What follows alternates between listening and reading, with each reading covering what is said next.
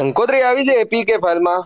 Digital યુગ છે એટલે ડિજિટલ બધા મોકલતા હોય છે. જોઈએ શું છે કંકોત્રીમાં. અચ્છા, ભાઈબંધના લગ્ન છે એની કંકોત્રી આવી છે. શું લખ્યું છે અંદર પેલા જોઈ લઈએ આપણે. આ ઓપન કેમ નહીં થતી ભાઈ? બસ આવી જ રીતે કંઈક સ્કેમ થાય છે. ડિજિટલ યુગની ડિજિટલ કંકોત્રી આ બહુ સારું કરે છે લોકો. લઈ જોઈ લઈએ આપણે. એવું થાય કોણે મોકલી છે ને કોણે નહીં.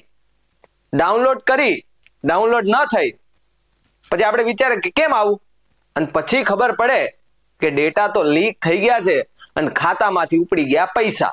હવે અફસોસ કર્યા સિવાય કઈ બીજું કામ નહીં રહે, કારણ કે લગ્નની સિઝન શરૂ થઈ છે અને હવે ગઠિયાઓ નવા નવા કિમિયાઓ લઈને આવે છે માર્કેટમાં. હવે ડિજિટલ કંકોત્રીનું સ્કેમ સામે આવ્યું છે, માટે આ વિડીયો જોઈ લેજો, બાકી ખંખેરાઈ જશો, કેમ કે આ સમાચાર તમારા માટે છે. આજનો યુગ ડિજિટલ યુગ છે. લોકો ઓનલાઈન ખરીદી કરતા થયા છે, વેચાણ કરતા શીખી ગયા છે. આજકાલ લોકો વોટ્સએપ, ફેસબુક, ઇન્સ્ટાગ્રામ, યુટ્યુબ જેવા માધ્યમો સાથે જોડાયેલા રહેતા હોય છે. તેનો ફાયદો લઈને ઓનલાઈન ગુનાઓ કરતા લોકો પણ વધી રહ્યા છે, જેના માટે અવનવા રસ્તાઓ અપનાવતા થઈ ગયા છે. અને હાલમાં જ સાયબર ક્રાઇમ કરવા માટે ઓનલાઈન આમંત્રણ કાર્ડની એપીકે ફાઇલ દ્વારા લોકોને છેતરી રહ્યા છે, જેના વિશે માહિતી મેળવી. હાલમાં ભારતમાં લગ્નની સિઝન ચાલી રહી છે, જેમાં સગા સંબંધીઓને ઓનલાઈન કંકોત્રી પણ લોકો મોકલી રહ્યા છે. આવી તકનો લાભ લઈ સાયબર ગુનાઓ કરતા ગુનેગારો online marriage invitation card APK બનાવેલ છે.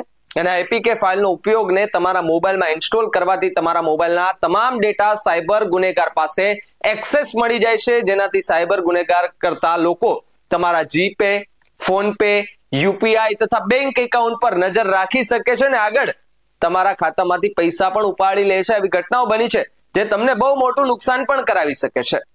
સાયબર ક્રાઇમ માટે કેવી કેવી પદ્ધતિનો ઉપયોગ થાય છે તેના માટે જાણકારી સામે આવી છે. સાયબર ક્રાઇમ કરવા માટે ગુનેગારો વિવિધ પદ્ધતિઓ અપનાવે છે, જેના માટે સૌથી પહેલા સતર્ક રહેવાની જરૂર છે.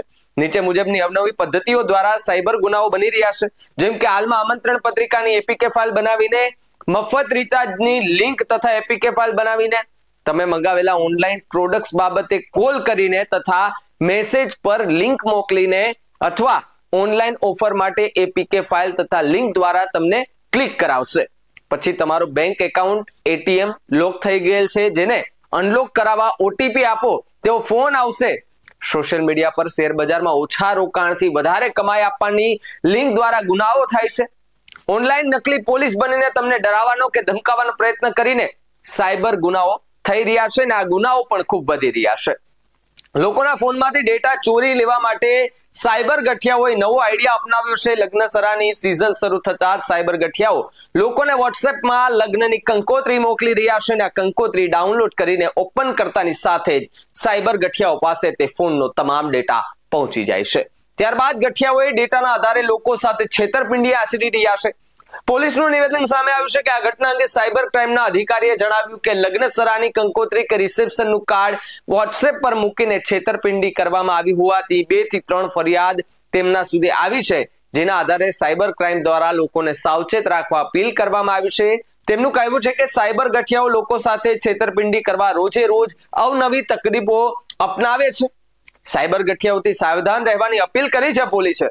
છેલ્લા કેટલાય સમયથી લોકોને ડિજિટલ અરેસ્ટ કરીને તેમજ શેર બજારમાં રોકાણના બહાને સાયબર ગઠિયાઓએ કરોડો રૂપિયા પચાવી પાડ્યા છે. ત્યારબાદ લગ્ન તેમજ રિસેપ્શનનું ઇન્વિટેશન કાર્ડ મોકલીને છેતરપિંડી કરવાનું શરૂ કર્યું છે.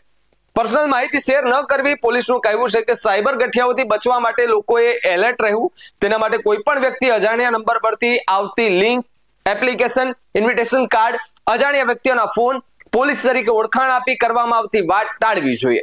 આવું કશું પણ અજુગતું જણાય તો તાત્કાલિક સ્થાનિક પોલીસ સ્ટેશને જાઓ અથવા તો સાયબર ક્રાઇમના હેલ્પલાઇન નંબર 1930 ઉપર સંપર્ક કરવા અપીલ કરવામાં આવી છે.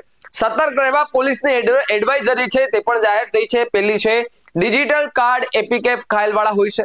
આ ફાઇલ મોબાઈલમાં વાયરસ ઇન્સ્ટોલ કરે છે, જેનાથી ગઠિયાઓ contact list, photo gallery, bank details, WhatsApp પણ હેક કરી શકે છે. તમે જે વ્યક્તિને ઓળખતા નથી કે નંબર સ્ટોર ન હોય તેના પરથી આવતા ઇન્વિટેશન ઓપન ન કરો. કોઈ પણ એપ પ્લે સ્ટોર પરથી જ ડાઉનલોડ કરો.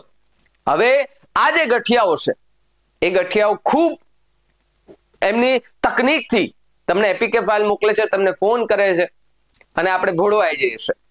કહે છે ને કે લાલચ બુરી બલા હે.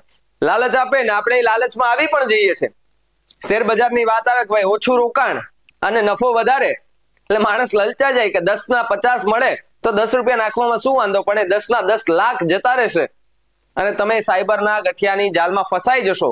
પછી એમાંથી નીકળવું ખૂબ અઘરું થશે. આ માહિતી તમને કેવી લાગી? અને હા, આજે એપીકે ફાઇલ આવે છે ઇન્વિટેશનની, એનાથી બચીને રહેજો, બાકી તમારું બેંક બેલેન્સ થઈ જશે સાફ. આ માહિતી તમને કેવી લાગે અમને કમેન્ટ કરીને ખાસ જણાવજો. નમસ્કાર.